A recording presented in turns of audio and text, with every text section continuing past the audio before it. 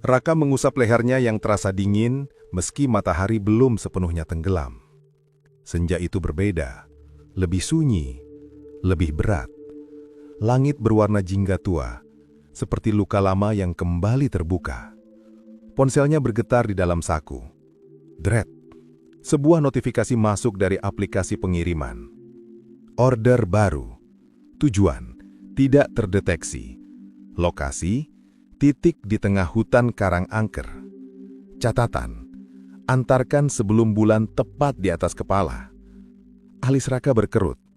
Ia menatap layar cukup lama, seolah berharap alamat itu berubah menjadi sesuatu yang masuk akal. Tapi tidak.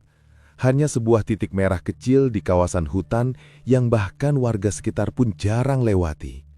Hutan karang angker, gumamnya pelan. Siapa juga yang mesen paket ke sana? Angin berhembus tiba-tiba, dingin, menyusup sampai ke tulang. Daun-daun kering di pinggir jalan berputar membentuk lingkaran kecil di sekitarnya. Raka menelan ludah. Sebenarnya ia bisa menolak, bisa mengabaikannya begitu saja. Namun entah kenapa, jarinya bergerak, menekan tombol terima. Dret, order diterima. Jantungnya berdetak lebih cepat. Saat ia mengambil paket di gudang kecil ujung desa, suasana terasa ganjil. Tak ada seorang pun yang menyerahkan paket itu. Hanya sebuah kotak berbalut kertas coklat tua yang telah tergeletak di atas meja kayu. Tanpa nama pengirim, tanpa alamat pengirim. Hanya ada satu simbol di atasnya. Lukisan bunga hitam yang tampak seperti terbakar di ujung-ujungnya. Saat ia menyentuh kotak itu, hawa dingin menjalar ke telapak tangannya. Ringan, bisiknya. Tapi di dalamnya terasa ada sesuatu, seperti berdenyut pelan. Tum, tum, tum, nyaris seperti detak jantung. Angin kembali berbisik di telinganya. Antarkan sebelum bulan tepat di atas kepala. Perlahan, Raka memutar gas motornya. Mesin meraung memecah keheningan, namun suara itu terdengar kecil di hadapan sunyi yang semakin menebal. Ia melaju menuju jalan setapak yang mengarah ke hutan. Semakin dekat dengan batas rimba, udara semakin dingin, langit mulai meredup, kabut turun lebih cepat dari biasanya, menggeliat di antara batang pohon seperti makhluk hidup yang tengah merayap. Di tepi hutan, Raka berhenti sejenak. Ia menatap lorong gelap di hadapannya. Pepohonan berdiri seperti penjaga gerbang dunia lain. Cabang-cabang mereka melengkung seperti tangan-tangan kurus yang menggapai. Untuk pertama kalinya sejak menerima order itu, Raka merasa diawasi. Bukan dari arah depan, tapi dari balik pepohonan, dari balik kabut, dari balik dunia yang tak kasat mata. Cuma antar paket. Ia berusaha menenangkan diri, habis itu pulang. Namun saat ia kembali menatap layar ponselnya, satu pesan baru telah muncul di bawah alamat tujuan. Dia sudah menunggumu, Raka. Raka membeku. Siapa yang menungguku? Bisiknya gemetar.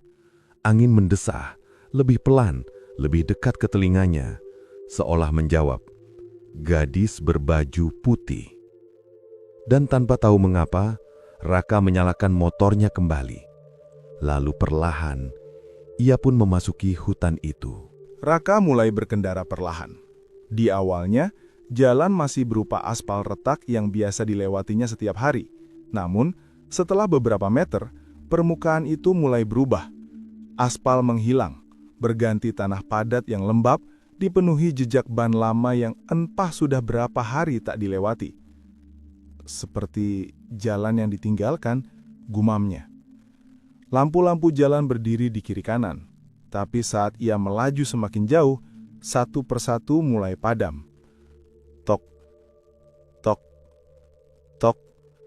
Seperti ada tangan tak terlihat yang mematikannya, tepat setelah ia lewat. Kegelapan pun menelan jalan di belakangnya. Hanya lampu motor Raka yang kini jadi satu-satunya cahaya. Sorotnya gemetar, memotong kabut yang makin tebal, seperti mencoba menembus tirai dunia lain. Ia menoleh ke spion. Tak ada apa-apa. Namun anehnya, bayangan di spion tidak sepenuhnya sama dengan gerak motornya. Seperti ada bayangan lain yang mengikuti. Raka menelan ludah. Tangannya berkeringat di stang motor. Ia melirik ponselnya yang terpasang di dudukan. Sinyal tidak ada. Internet terputus. Seharusnya peta ikut mati, namun penunjuk arah tetap menyala.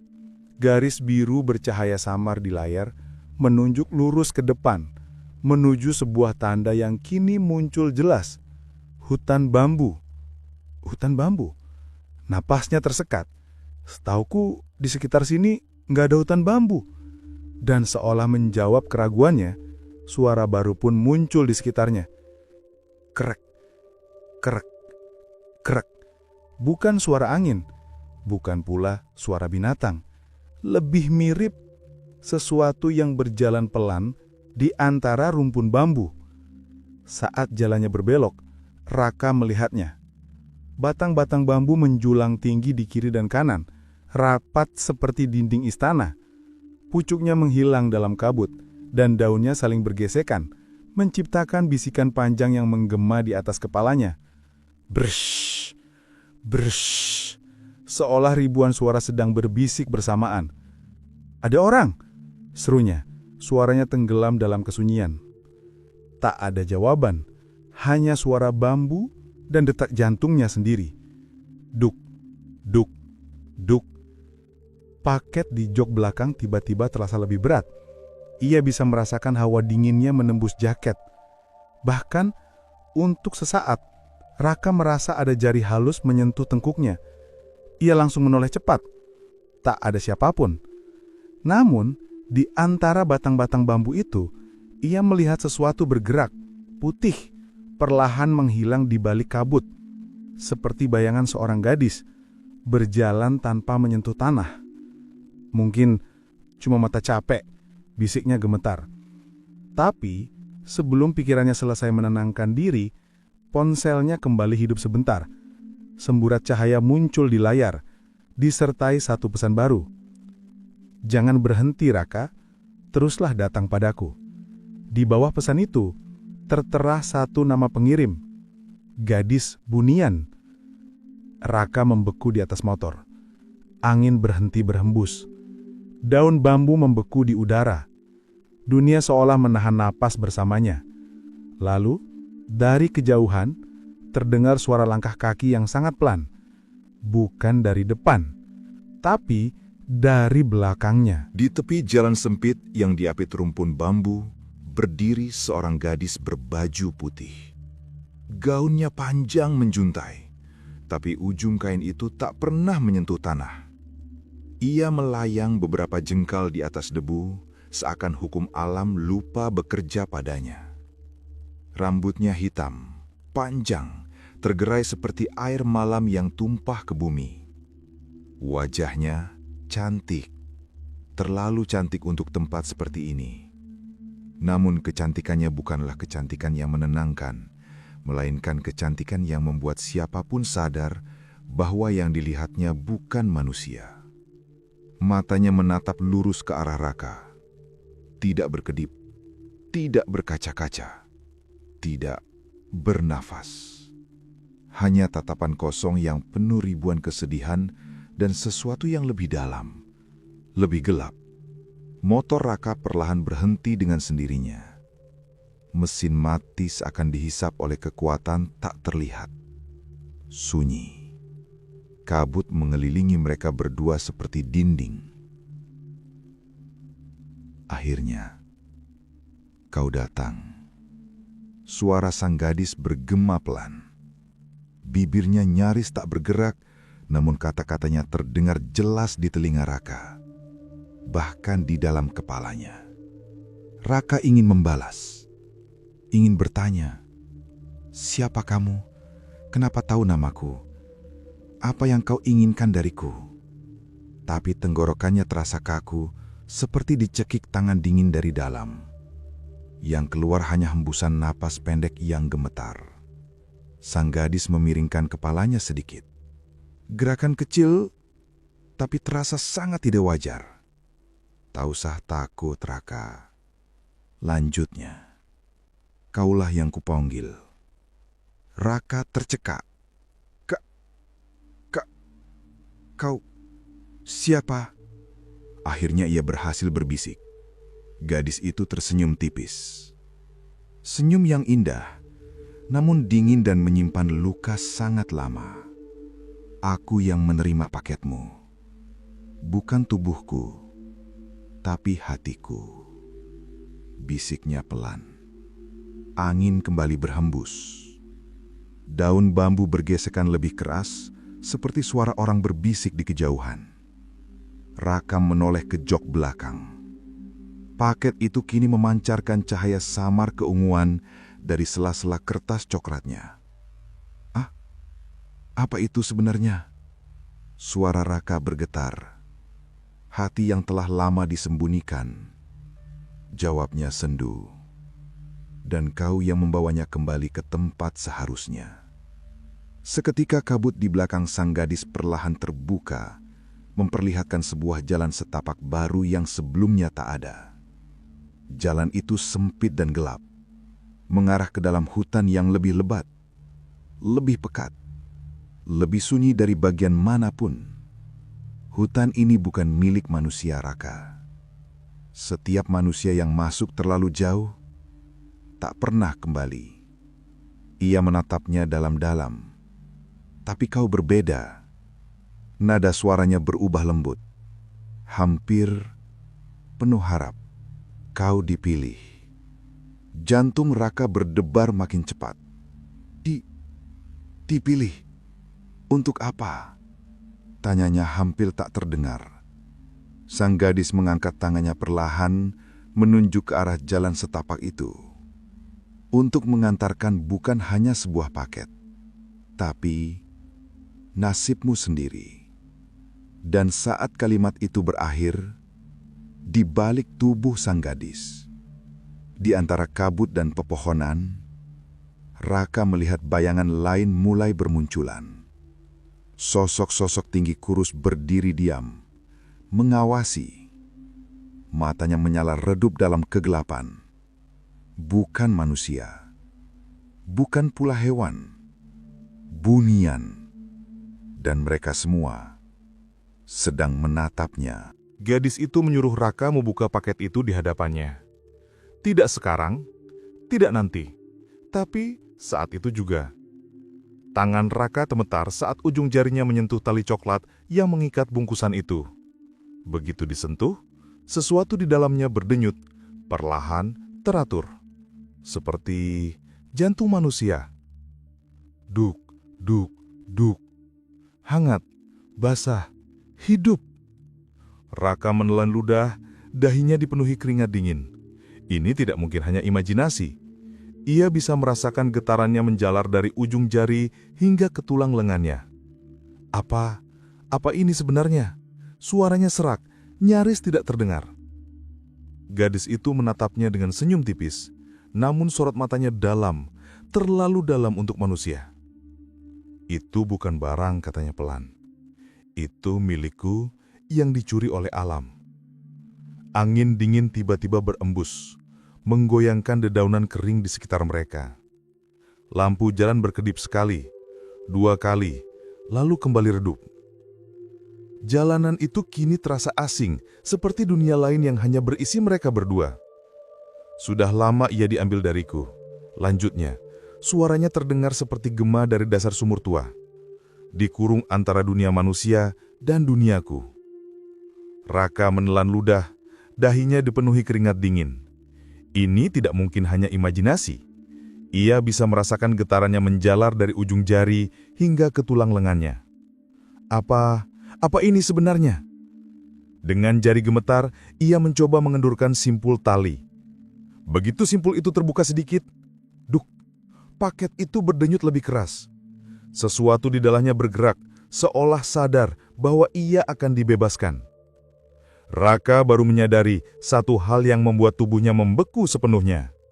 Ia bukan hanya mengantar paket, ia membawa jiwa. Dan jika itu adalah milik gadis di hadapannya, maka siapa yang akan kehilangan nyawa malam ini? Kabut turun dari langit seperti tirai tebal yang dijatuhkan oleh tangan tak terlihat. Dalam hitungan detik, jalan aspal, pepohonan, bahkan langit malam menghilang di balik putih yang membutakan.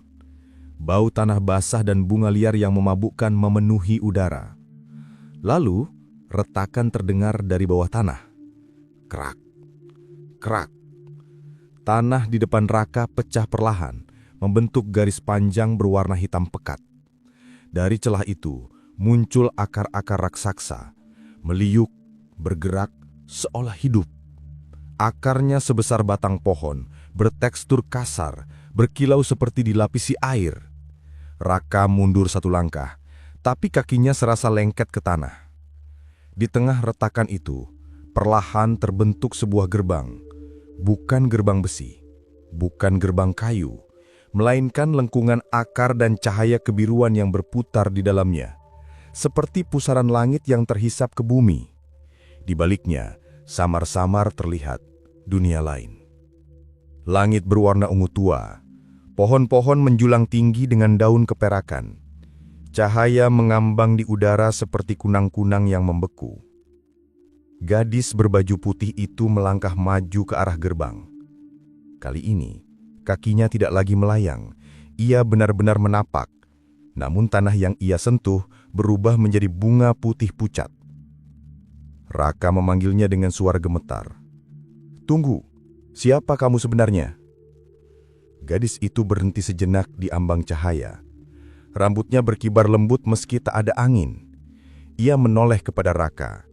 Matanya kini berpendar lembut seperti bulan purnama yang terperangkap di dalam kabut. "Aku adalah yang terlupakan, yang dicuri dari takdir, yang terjebak di antara hidup dan legenda." Ia melirik paket di tangan Raka, paket yang kini berdenyut semakin cepat, nyaris seperti ingin meloncat keluar. "Itu rumahku," katanya pelan, "dan kau satu-satunya yang bisa mengembalikannya padaku." Lalu kata-kata itu keluar dari bibirnya, seperti sebuah peringatan terakhir. "Jika kau melangkah, kau tak akan bisa kembali." Gerbang itu berdenyut mengikuti detak paket di tangan Raka. Satu irama, satu panggilan. Ia menatap ke belakang. Untuk sesaat, kabut menipis memperlihatkan bayangan samar kota yang ia kenal. Lampu motor di kejauhan, suara anjing menggonggong, papan penunjuk jalan yang sudah pudar. Dunia manusia yang perlahan memudar seperti mimpi yang terlupakan. Jantung Raka berdetak cepat, namun kakinya bergerak sendiri. Satu langkah ke depan, udara berubah dingin seperti air es. Dua langkah, suara dunia mulai menghilang digantikan bisikan ribuan suara halus yang memanggil namanya. Tiga langkah, dan saat ia melewati ambang gerbang itu, boom! Cahaya menutup di belakangnya. Tanah kembali menyatu, kabut tersedot ke langit. Jalanan kembali normal, kosong, sunyi, seolah tak pernah terjadi apa-apa. Di dunia manusia, Raka menghilang, sedangkan di dunia lain, sesuatu baru saja terbangun. Raka terbangun perlahan, tanpa rasa sakit, tanpa rasa dingin. Ia tidak lagi berdiri di atas aspal atau tanah lembab hutan. Di bawah punggungnya, terbentang rerumputan halus berkilau seperti helai-helai perak. Saat ia duduk, nafasnya tertahan. Di hadapannya menjulang sebuah istana cahaya. Bukan tersusun dari batu atau emas, melainkan dari sinar yang memadat, berkilau, hidup, dan terus berubah bentuk, seperti nafas makhluk raksasa yang beristirahat. Dindingnya memantulkan bayangan langit yang berwarna ungu kebiruan, sementara menara-menara menjulang tinggi, menusuk awan yang berputar perlahan seperti pusaran mimpi. Di sekelilingnya berdiri pohon-pohon kristal, daunnya berbentuk pecahan berlian, memantulkan ribuan warna. Setiap kali angin yang tidak terlihat menyentuhnya, terdengar suara gemerincing lembut, seperti tawa kecil dari dunia yang bukan milik manusia. Lebih jauh di depan, mengalir sungai yang tidak menyentuh tanah. Airnya melayang beberapa jengkal di atas permukaan, mengalir ke arah yang tidak masuk akal, naik ke langit, lalu berbelok, membentuk lingkaran raksasa sebelum menghilang ke balik cahaya. Semua ini indah, terlalu indah, dan justru itulah yang membuatnya mengerikan. Raka berdiri perlahan, tangannya kosong, paket itu tidak lagi ada. Namun di dadanya masih terasa dentuman, pelan, berat, seperti gema jantung asing yang belum sepenuhnya meninggalkannya. Tiba-tiba ia menyadari, ia tidak sendirian. Di antara pepohonan kristal, di atas batu-batu bercahaya, di balik sungai melayang, berdiri makhluk-makhluk asing. Bentuk mereka menyerupai manusia, tapi tidak sepenuhnya. Kulit mereka bercahaya pucat, mata mereka terlalu dalam memantulkan bintang. Sebagian lain memiliki bayangan yang tidak mengikuti tubuhnya sendiri. Sebagian lain bahkan tidak memiliki bayangan sama sekali. Mereka menatap Raka tanpa berkedip, bukan dengan kebencian, bukan pula dengan rasa iba, lebih seperti rasa lapar yang tenang. Salah satu dari mereka melangkah maju, sosok tinggi berjubah perak, suaranya bergema seperti berasal dari banyak mulut sekaligus. Manusia tak boleh berada di sini tanpa pengganti. Raka menelan ludah, jantungnya berdegup keras. Aku tidak ingin ke sini.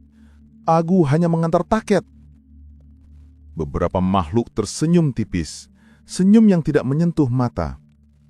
Tidak ada yang hanya di alam ini, jawab mereka. Semua yang datang sudah dipilih. Langit yang semula indah perlahan mulai berubah. Ungu berubah menjadi merah gelap.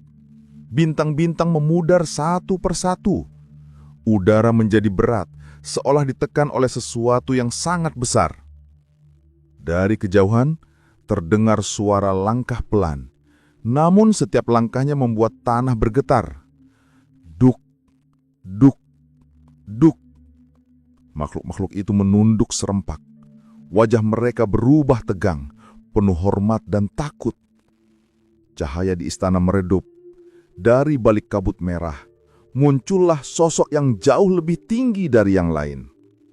Mahkota bertanduk melengkung bertengger di kepalanya. Jubahnya terbuat dari bayangan pekat yang bergerak sendiri. Matanya bersinar seperti dua gerhana yang terkurung. Setiap langkahnya membuat bunga layu dan kristal meretat. Ia berhenti tepat di depan Raka. Atmosfer dunia seakan membeku. Dengan suara dalam yang mengguncangkan tulang, sosok itu berbicara. Jadi, inikah manusia yang membawa kembali jiwa yang dicuri dari kerajaanku? Raka ingin lari, ingin bangun dari mimpi ini.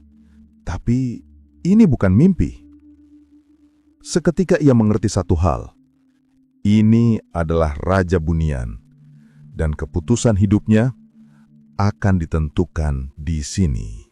Suara Raja Bunian menggantung di udara.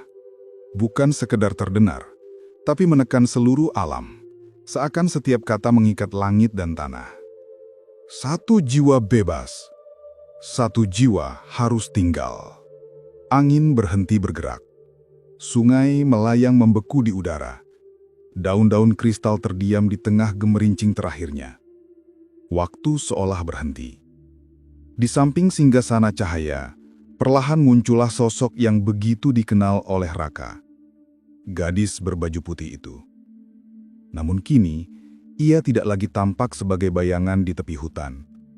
Di alam ini, wujudnya lebih jelas, lebih nyata, sekaligus lebih rapuh. Di pergelangan tangannya melilit rantai cahaya tipis. Di pergelangan kakinya terikat akar-akar halus yang menyatu dengan tanah bunian. Matanya yang dulu tenang, kini menyimpan ribuan tahun penantian. Ia menunduk dalam-dalam saat berdiri di depan sang raja. "Dia telah menjalani hukumannya," ujar Raja Bunian. "Ratusan tahun terkurung karena satu kesalahan yang tidak bisa ditarik." Raka menatap gadis itu dengan gemetar. "Apa yang kau lakukan?" bisiknya. Gadis itu tersenyum kecil, pahit, nyaris tak terlihat. "Aku mencintai seorang manusia," jawabnya lirih. "Dan di dunia kami, cinta itu adalah dosa terbesar." Raka terdiam. Hatinya seperti diremas sesuatu yang tak terlihat. Raja Bunian kembali bersuara. "Namun kau, manusia, telah mengembalikan apa yang dicuri dari alam ini. Jiwanya, jantung hidupnya. Dengan itu, kau membuka satu jalan. Langit yang gelap perlahan membentuk lingkaran cahaya di atas mereka. Jika kau menginginkan dia bebas," suara sang raja kini lebih rendah, namun jauh lebih menakutkan. "Kau harus menggantikannya." "Tidak," Raka menggeleng cepat. "Aku tidak meminta ini, aku hanya..." "Tapi alam telah memilihmu." Makhluk-makhluk di sekeliling mulai berbisik bersama-sama. Suara mereka menyatu seperti doa terlarang. "Satu jiwa untuk satu jiwa. Seimbang harus dijaga. Hukum tak mengenal belas kasihan." Gadis itu mengangkat wajahnya, menatap Raka untuk pertama kalinya dengan mata yang sepenuhnya jujur. "Jangan," katanya pelan. "Jangan lakukan ini untukku. Aku sudah terlalu lama di sini, tapi kau masih punya dunia." Raka menatap tangannya sendiri. Masih ada bekas debu jalanan, masih ada sisa dunia manusia di kulitnya. Ibunya, jalanan kota, motor tuanya, suara tawa teman-temannya, matahari pagi, hujan pertama. Semua itu masih tersisa, tapi terasa semakin jauh. Di dadanya cahaya merah kembali berdenyut. Lebih buat dari sebelumnya. Detak yang bukan sepenuhnya miliknya, namun kini telah terikat padanya. "Jika aku menolak, apa yang terjadi?" tanya Raka nyaris tanpa suara. Raja Bunian tersenyum tipis. Senyum yang membuat langit retak. "Maka jiwanya akan terkunci selamanya. Dan kau akan tetap membawa sebagian miliknya, sampai kematian mengejarmu di dunia manusia." Pilihan itu bukan lagi antara hidup dan mati, melainkan antara hidup dengan kutukan atau hilang demi pembebasan orang lain. Raka menatap kembali gadis itu. Untuk pertama kalinya gadis itu meneteskan air mata, jatuh ke tanah dan berubah menjadi kristal kecil bercahaya. "Raka," bisiknya. "Terima kasih karena sudah mau melihatku sebagai manusia." Saat itulah sesuatu di dalam Raka pecah. Ia melangkah maju. Satu langkah, dua langkah. Setiap langkah membuat dunia manusia terasa semakin pudar dari ingatannya. Ia berdiri tepat di depan Raja Bunian, mengangkat kepala dan berkata dengan lantang, suara yang bahkan mengejutkan dirinya sendiri, "Aku menggantikannya." Angin kembali berputar. Langit meledak dalam cahaya merah dan emas. Rantai di tangan gadis itu retak satu persatu. Raja Bunian tersenyum lebih lebar. "Maka sejak detik ini, kau bukan lagi sepenuhnya manusia." Mahkota di kepalanya bersinar terang. "Dan tak akan pernah menjadi Bunian sepenuhnya." Ia mengangkat tangannya ke arah dada Raka. Cahaya merah itu meledak keluar menyelimuti tubuh Raka. Raka menjerit. Namun suaranya ditelan dunia.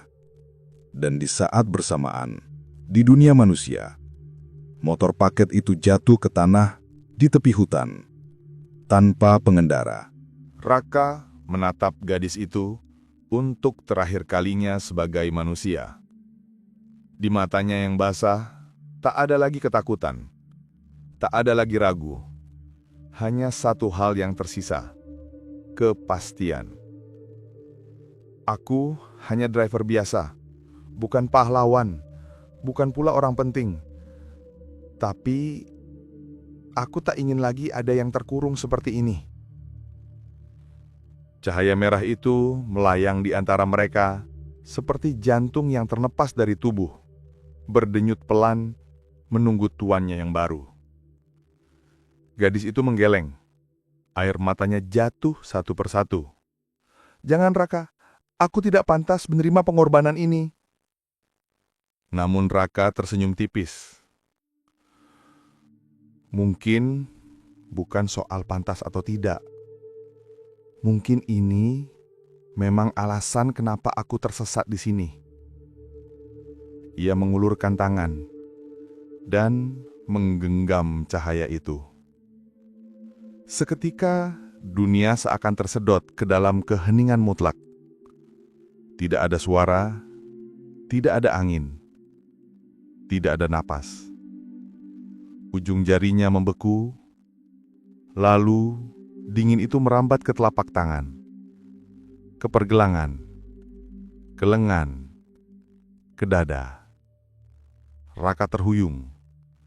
Nadi di lehernya berhenti berdetak, matanya terbuka, tapi pandangannya mengosong. Di sekelilingnya, alam bunian berguncang pelan, seperti ikut menahan napas menyaksikan perubahan yang tak pernah terjadi sebelumnya. Lalu, perlahan, dum. Satu dentuman pelan terdengar, bukan dari langit, bukan dari tanah, melainkan dari dalam dada Raka. Dum, dum. Cahaya merah itu kini berada di dalam tubuhnya, berdenyut, menerangi pembuluh darahnya seperti akar bercahaya yang menyebar ke seluruh tubuhnya. Kulitnya memucat, lalu memendarkan cahaya samar. Rambutnya terangkat seolah ditiup angin dari dunia lain. Gadis itu terjatuh ke tanah bunian saat rantai di tangannya lenyap sepenuhnya. Ia menatap Raka dengan napas tersengal. "Raka!" Suaranya bergetar. Pemuda itu membuka matanya. Namun, kini pantulan di matanya bukan lagi dunia manusia. Yang terpantul adalah hutan tanpa ujung, langit tanpa waktu, dan ribuan jiwa yang pernah tersesat di antara dua alam. Raja Bunian menatapnya lama, seolah menghafalkan wujud barunya. Perjanjian telah sempurna. Penjaga baru telah lahir. Raka menatap kedua tangannya. Ia masih memiliki bentuk manusia. Namun, ia tidak lagi merasakan detak jantung.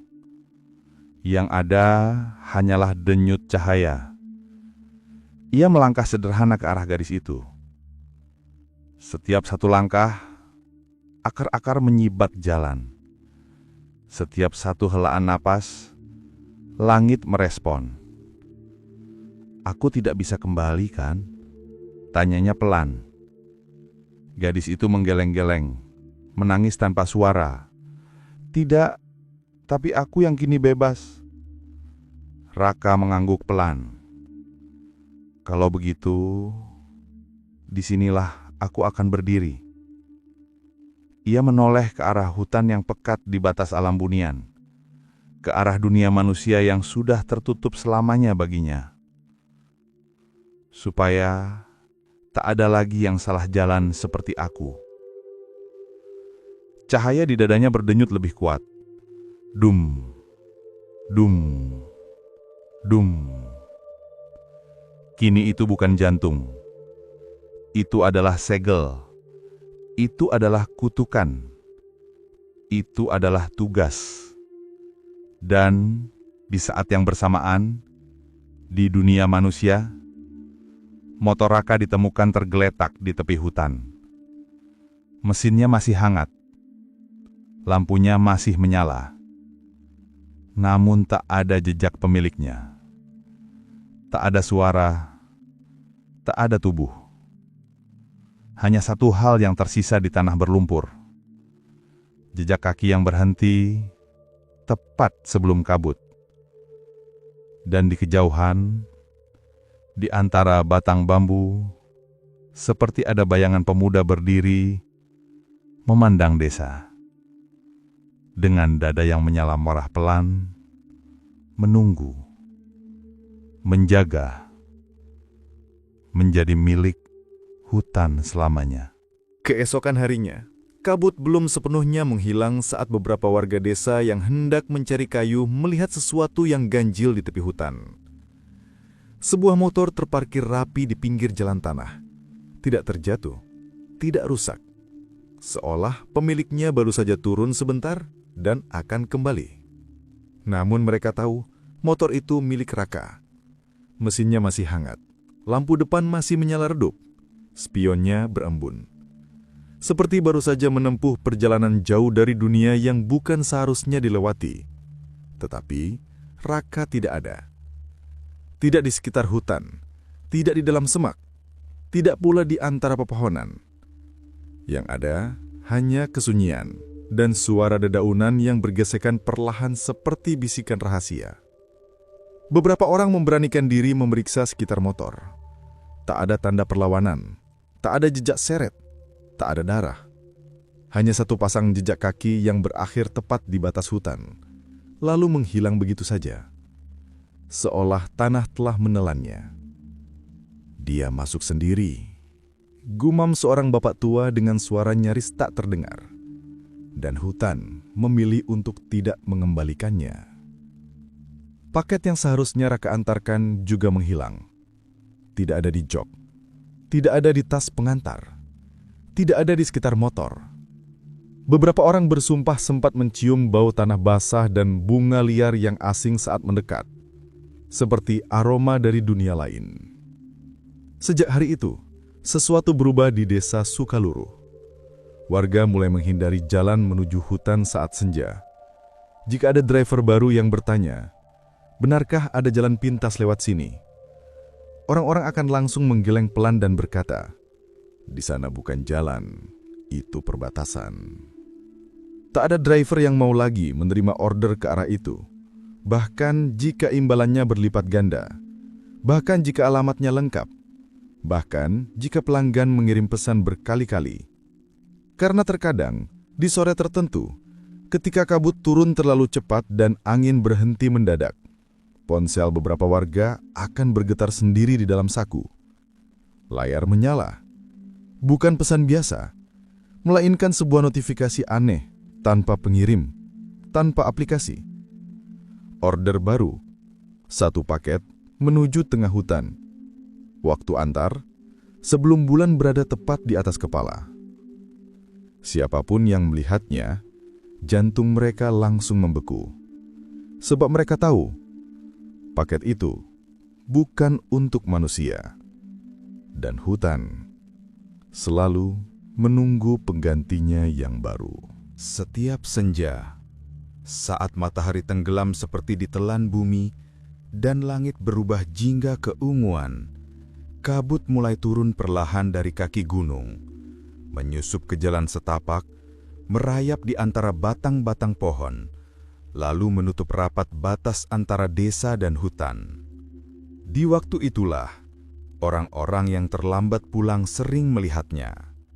Sosok seorang pemuda berdiri di balik kabut, diam, tak bergerak, tinggi sedang, bahu tegap, tubuhnya hanya berupa bayangan abu-abu samar di antara putihnya kabut. Dari kejauhan, wajah itu sangat mirip Raka. Namun saat seseorang menatap lebih lama, mereka akan tahu itu bukan lagi manusia. Matanya tidak lagi hangat, tidak lelah, tidak penuh harapan seperti dulu. Yang ada hanya sunyi, dalam, seperti jurang tanpa dasar. Dan di dadanya, tampak denyut cahaya merah yang menyala pelan. Dum, dum, dum. Bukan detak jantung, melainkan penanda batas. Tanda bahwa garis antara dunia manusia dan alam bunian masih terkunci. Anak-anak kecil sering mengintip dari balik jendela rumah mereka saat senja tiba. "Apakah itu Om Raka?" bisik mereka ketakutan.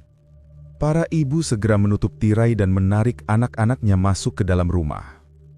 "Itu bukan Om Raka lagi. Itu yang menjaga supaya kalian tidak ikut tersesat."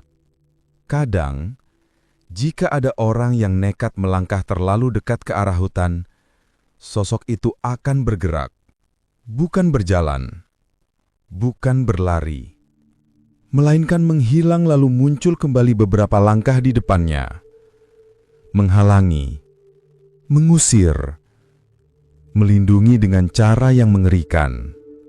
Tak satu pun berani melewati batas saat ia berada di sana.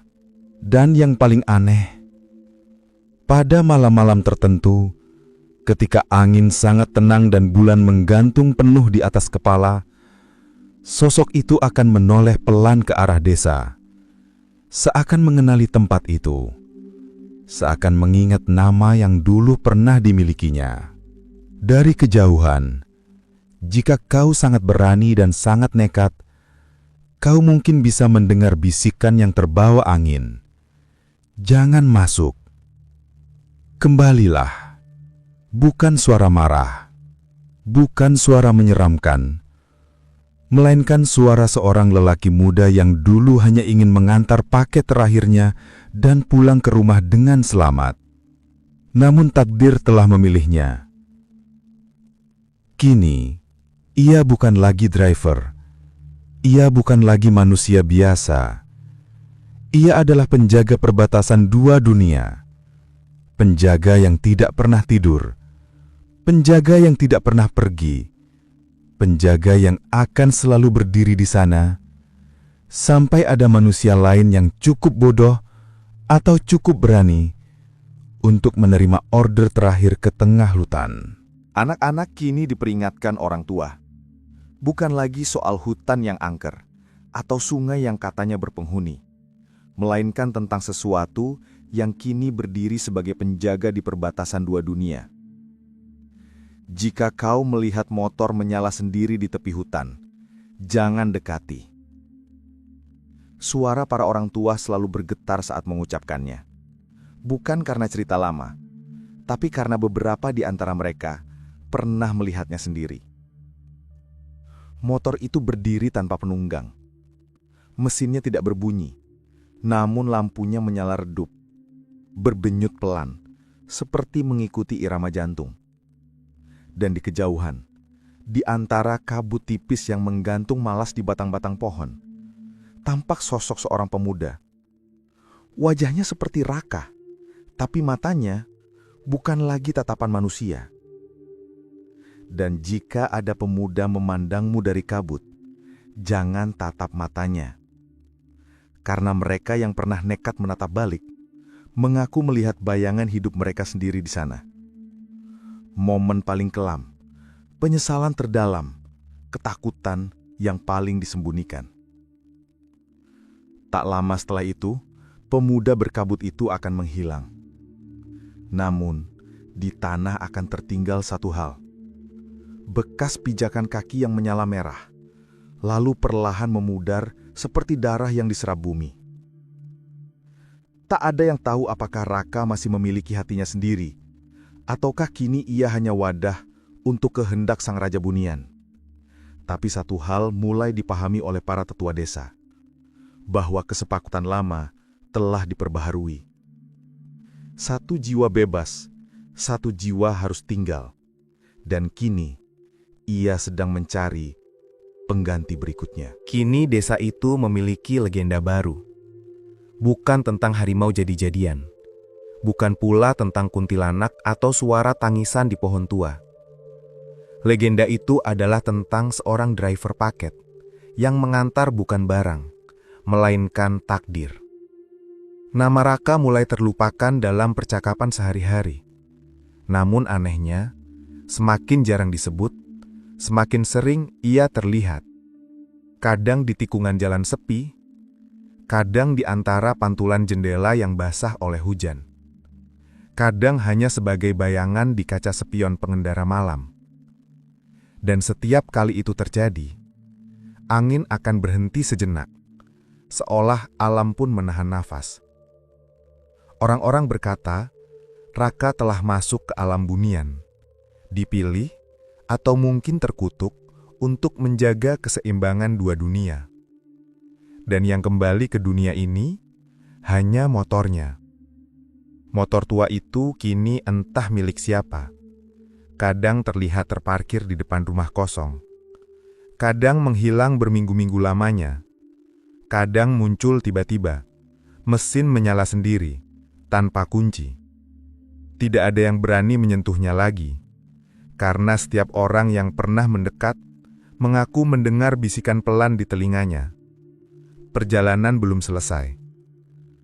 Pada malam-malam tertentu, saat kabut turun lebih tebal dari biasanya, dan bulan terlihat seperti mata yang mengintip dari balik langit, desa itu seolah berada di perbatasan lain. Batas yang tipis, batas yang rapuh, batas antara yang hidup dan yang belum sepenuhnya pergi. Dan jika pada suatu malam, kau merasa angin berbisik tepat di telingamu, padahal tak ada siapa-siapa di belakangmu, kau mungkin akan mendengar satu suara lirih, begitu dekat, seakan berasal dari dalam kepalamu sendiri. Pesananmu telah tiba. Siapa yang akan mengantarnya kini? Lalu mungkin di kejauhan, lampu motor akan menyala perlahan, tanpa suara, tanpa pengendara, menunggumu untuk memilih.